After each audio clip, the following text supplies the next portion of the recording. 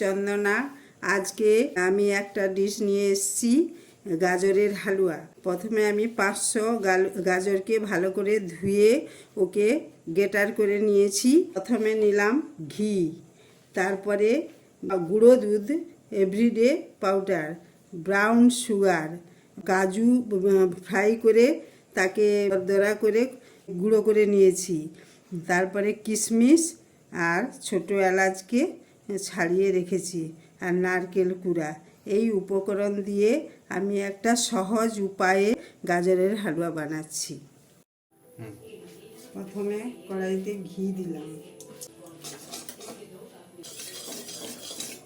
ঘির মধ্যে এলাচ গুঁড়ো দিয়ে দিলাম।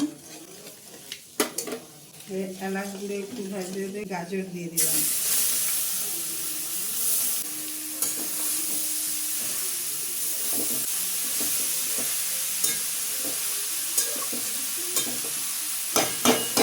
গাজর সিদ্ধ হওয়ার জন্য একটু ঢাকনা দিয়ে দিচ্ছি।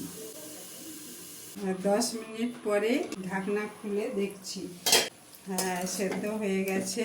গ্যাসটা হালকাতেই ছিল। এবার একটু ফুল করে দিলাম, নাড়াচাড়া করে এবার এঁকে এঁকে প্রথমে কিশমিশগুলো দিয়ে দিলাম, নারকেল কুড়ো, কাজু বাদাম,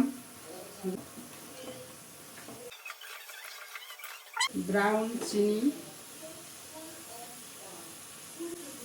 চিনিটা যে যার মিষ্টি যেমন পছন্দ করবে সেইভাবে দেবে।